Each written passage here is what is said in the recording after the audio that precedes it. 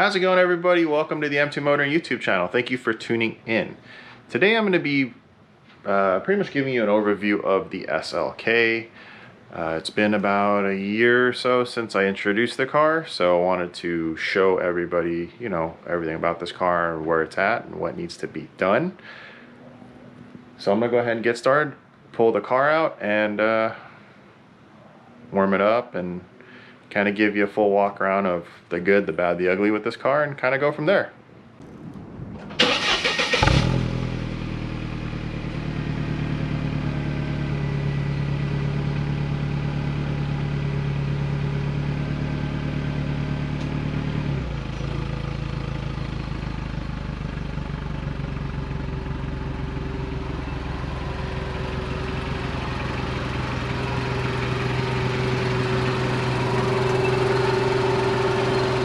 So I obviously have pulled out the car, it's warming up. Found a pretty big surprise. It's not horrible, it's not bad, but let me show you and we'll go ahead and talk about it. So if you're new to the channel, this is my 1998 Mercedes SLK 230. This was my mom's car.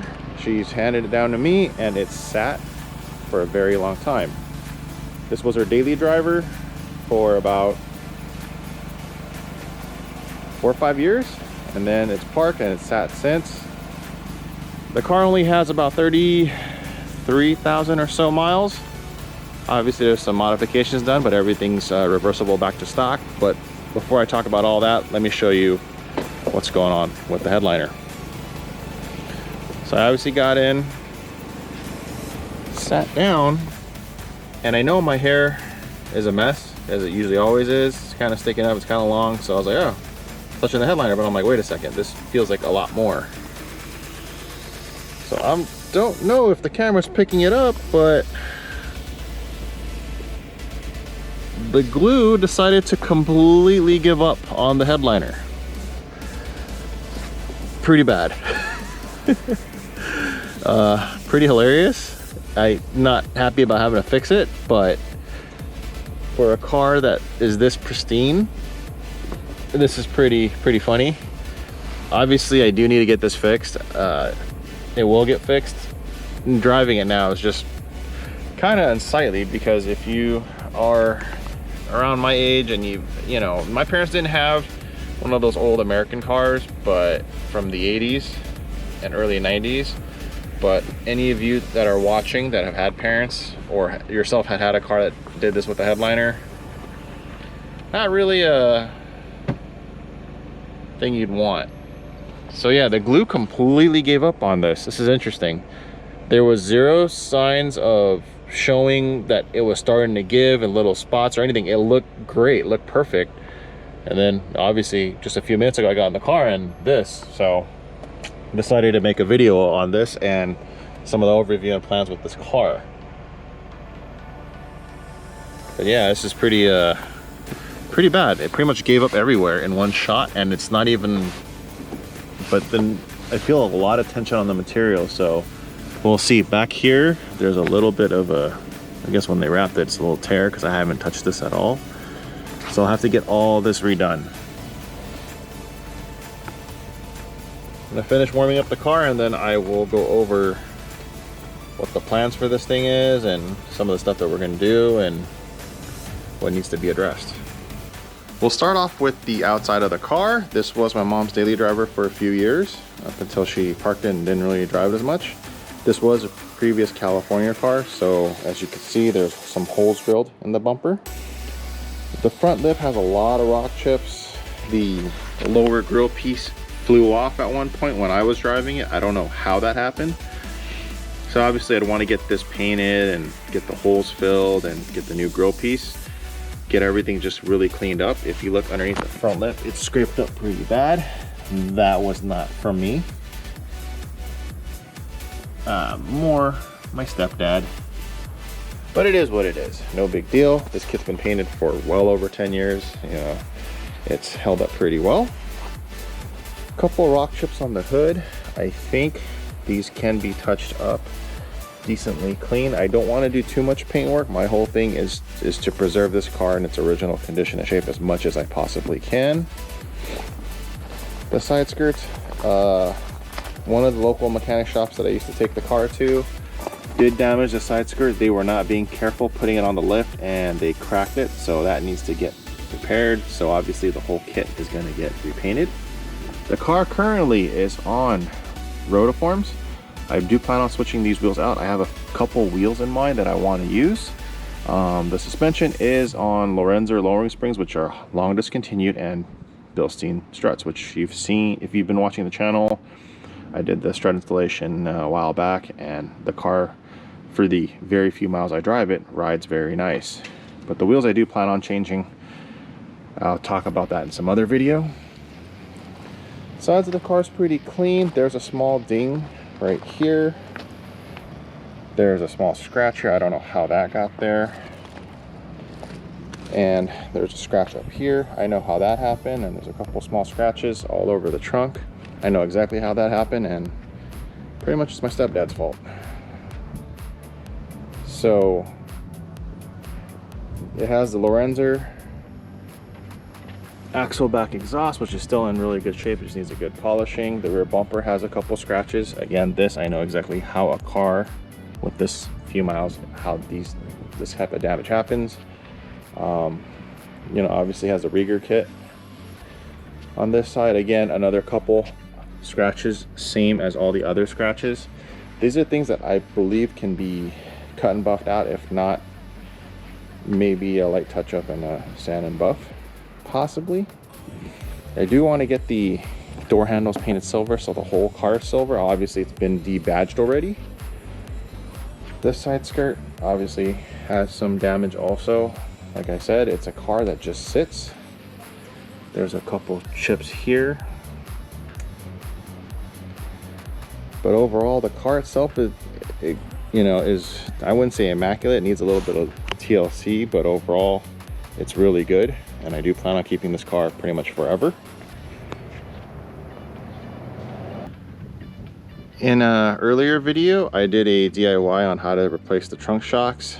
So this opens and closes for a good better part of a decade. I didn't change them, and because the trunk never opened, so you know, I didn't need it, but I switched them out, and it was a real easy process. Again, it's just clips and popping them on and off, real easy. The trunk area is pretty much immaculate. I've never really cleaned it. As you can see, there's a piece of plastic from a plastic bag still sitting there that used to sit back here. CD changer still works. Everything's good. So I'm gonna go ahead and go into the interior of the car. Aside from the new headliner issue, a couple things that bug me about the interior. For whatever reason, there's a couple wear marks where the factory finish coating that goes over the factory piece is peeling. This car is notorious for that. It's a very well documented issue. There's a bunch of little scratches and stuff just from wearing jackets and whatever, but the coating needs to be redone. I do know that they sell this exact coating color in a can directly from Mercedes. You just need to peel and get all the original stuff off and take apart whichever panels that need to be done. So that will be in the future that I'll address. Again, this car isn't a daily driver, so it's if and when I get around to it, and it's not the biggest priority. The car literally just sits. So the infamous door panel issue, this side's still okay. If you look back here in the corner, this is coming out, but it used to be worse, but for whatever reason, it's kind of just fixed itself for the most part. So not gonna mess with it too much, but the panel alignment here is a little off. Doesn't bother me that much. The dash itself is still super clean. Again, this car just sits in the garage, so we're good there. The floor mat kind of does this curling thing. Not a big deal. And let me look on this side. The passenger seat itself is pretty mint. The door panel on this side, same issue. It does do a little bit of lifting a little bit, but doesn't need to be repaired quite yet. The rear deck itself is really clean as well. Let me go ahead and open the hood and get into what we really need, what we really need to go over, and a lot of what I need to do. If I were to tell you this engine bay has never been detailed in its entire life, would you believe me or would you not?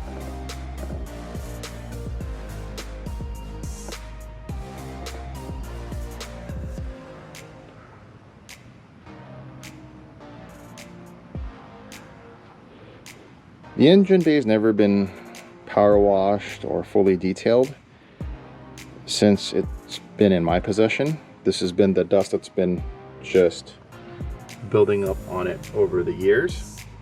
You can see a little bit of the paint finish bubbling there. So things I want to redo and clean up and make nicer. So a couple of things that need to be done on this car, obviously, because of its age. The belts right here, they don't look the newest. I would not drive any long distances with them. They do need to be replaced, which is fine. I don't know if I need to do a water pump quite yet, but there's, you know, things that are starting to show its age. So here off the power steering reservoir, you can see a little buildup of fluid right there. So I might need to change that. Not a huge deal because the car doesn't get used, but things that I need to address at one point in time. Outside that, the engine looks pretty dry. I don't see anything wet or any greasy spots. Everything looks really good. The transmission plug was replaced quite a while ago because those are known for to leak and go bad over time, which it did. But in the process is whichever tech from Mercedes, I don't know, in the US, or who had the last person to touch it, or when they're putting this in, torqued the plug on really hard. For an all plastic plug going into an all plastic assembly, it pretty much stripped itself in there and it became like a one-time use only thing. So when the transmission service was done, it started leaking and had to replace the whole pan and plug, which was fine. It is what it is, and you know, obviously the car is way past its warranty period. So that was done. That was the only major thing done that cost a few $100s. Other than that, this car has been very maintenance free. Obviously I don't drive it much or rarely at all. I change the oil about every year. Should change it more often, but the car just sits, and I started it quite often up until recently. But yeah, that's the engine. So to touch on what needs to be repaired, obviously we got to do all the fluids and the belts, the interior, the headliner, and then refinish those panels. I do want to upgrade some of the tech that is in the car. So new head unit, working Bluetooth. Obviously I'm not going to use the car phone that came with it. It's still in there. It's never been used, but they don't even have a service for that, and I have a smartphone now. But that stays in there. That's part of the car's history and its original parts. I have all the original owner's manuals, all the maintenance records and everything. But to talk about the issues that I need to fix on the outside, so obviously we need to paint the rear, the whole kit, the bumper, fill in those holes, get the lower bumper piece. A lot of the scratches that are on the car weren't from daily driving. They were actually from my stepdad not listening to what I tell him.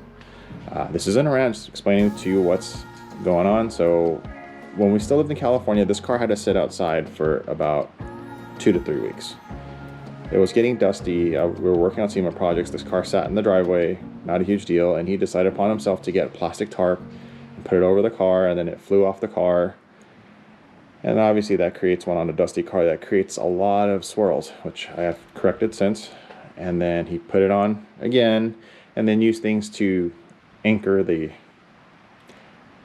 tarp down, such as various boxes and brooms, just stuff that I was just like, what are you doing? But he went and did it, and we took everything off. That's where all the scratches came from. The scratches on the fender, on the quarter panel, were from him, I don't know why, using a broom with weight against it to hold the tarp. It doesn't make any sense. Like, it just damages the car more than it does help. So Was not happy about it, still not happy about it, but I'll get it fixed. But you know, now I have a garage that obviously can fit this car and store this car safely, so that'll be done. The immediate things that need to get done obviously is all the maintenance, and then the headliner, since it's very uncomfortable to drive ducking my head below the vinyl material. In terms of modifications for the car, I don't plan on really doing a whole lot. I want to keep this car as reversible back to stock as possible. If I do any modifications to it, it's going to be something that I could completely reverse back to stock and have all the OEM parts just sitting in a box stored somewhere in this garage. So that's kind of the game plan. Other than that, I really love the car. The last time I drove it, just cruising around town with it, it was fun to drive. You know, it is a 90s Mercedes / Chrysler product, if you remember that era. But the car's solid. It hasn't really given me many issues. Oh, there's one more issue, is with the brake lights. So when you press the pedal all the way down, only one side of the lights light up. The other brake light is not working for some reason. I think it's a relay issue, not a bulb. It does a weird code or whatever on the dash, so need to get that looked at and figure that out. But other than that, the car is, you know, just sits, and it's been solid, and I have a great history with it. I just enjoy it for what it is, not trying to do anything too crazy.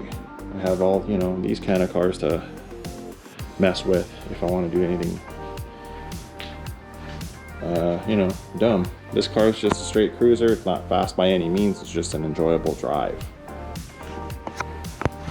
But aside from that, that's pretty much concludes today's episode. Thanks again so much for watching. If you haven't already, please go ahead and hit that like button and comment down below on any type of content you want to see on any of the projects that I have, or even Steve has. He's still working on a couple things, and maybe we'll see the revival of the GTI. Maybe, maybe not. I don't know. It's on him. I'm not going to force him to do it, but it would be nice to see that car sorted out and running to its full potential. Also, still doing the 1,000 subscriber merch giveaway. All you gotta do is subscribe to this channel, follow our socials on Instagram, Facebook, and now TikTok. Don't ask me, I, for whatever reason, opened a TikTok account, but I haven't done anything with it yet. And you know, just leave some likes and all that, share some love. Thank you again for everybody for watching the videos, and all those that have been ordering parts. Definitely do appreciate you supporting me and Steve's company. This is a small, you know, business and a very niche business, but I know a lot of you enjoy this hobby as well, so thank you so much for everything. Really do appreciate it. Until next time, you guys take care.